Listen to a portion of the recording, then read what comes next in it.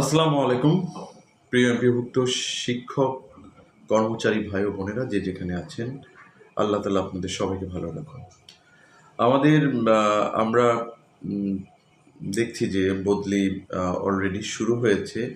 আমরা বদলি শুরু হয়েছে এটা বলবো না, তবে জাতীয়করণের ক্ষেত্রে আমরা বলবো যে আমরা এক ধাপ এগিয়ে গিয়েছি এবং জাতীয়করণের যে বর্তমান সরকার এমপিভুক্ত শিক্ষকদেরকে যে প্রতিশ্রুতি দিয়েছিল যে তারা ক্ষমতায় আসার পর তারা এমপিভুক্ত শিক্ষা প্রতিষ্ঠানগুলোকে জাতীয়করণ করবে এবং এই জাতীয়করণের মধ্য দিয়ে আমরা আশা করছি যে এমপিভুক্ত শিক্ষকদের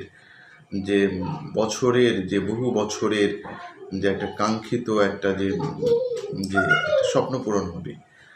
আমরা দেখছি যে এই জাতীয়করণ না হওয়ার কারণে রিটায়ারমেন্টের পর, অবসরের পরে যে এমপিভুক্ত শিক্ষক কর্মচারীবৃন্দ তাদের ন্যায্য টাকা পেতে প্রচুর বেগ পেতে হচ্ছে এবং অনেক ক্ষেত্রে আমরা দেখছি যে 35% শিক্ষক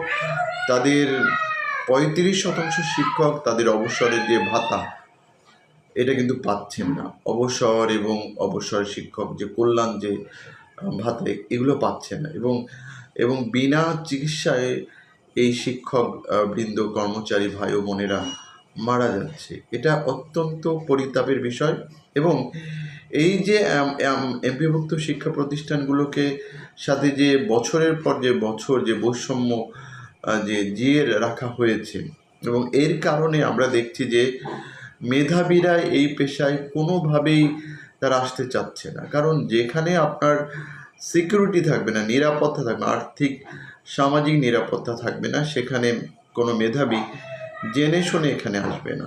তো আমরা মনে করি সরকারের একমাত্র সদিচ্ছাই পারে এমপিভুক্ত শিক্ষা প্রতিষ্ঠানগুলোকে জাতীয়করণ করতে। জাতীয়করণের মধ্য দিয়ে সরকার এটা কোনো লস প্রজেক্ট না। এখানে অলরেডি সরকারের উদ্বৃত্ত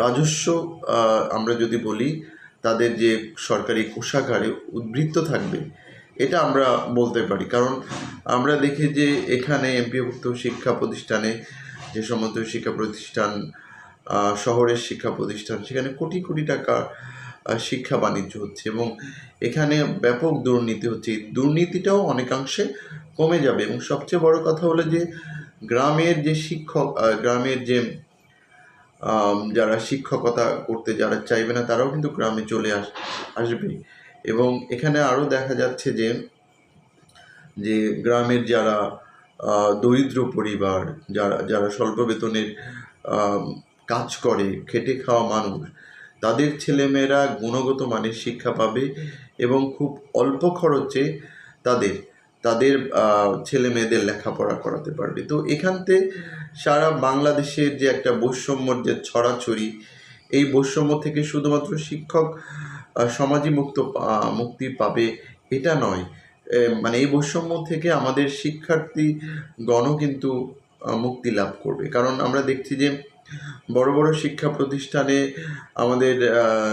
যারা আমাদের শিক্ষার্থীরা, আমাদের সন্তানেরা যেখানে লেখাপড়া করতে পারছে না, সেই সময় কিন্তু সবার জন্য একটা ওপেন একটা স্পেস হবে, একটা স্কোপ থাকবে। যে কোনো প্রতিষ্ঠানে যে কোনো শ্রেণীর মানুষের ছেলেমেয়েরা পড়াশোনা করতে পারবে। এটা একটা মাইল ফলক হয়ে থাকবে এই সরকারের জন্য, যদি তারা এই এমপিভুক্ত শিক্ষা ব্যবস্থাকে জাতীয়করণ করতে পারে।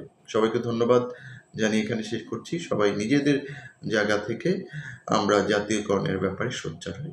আসসালামু আলাইকুম।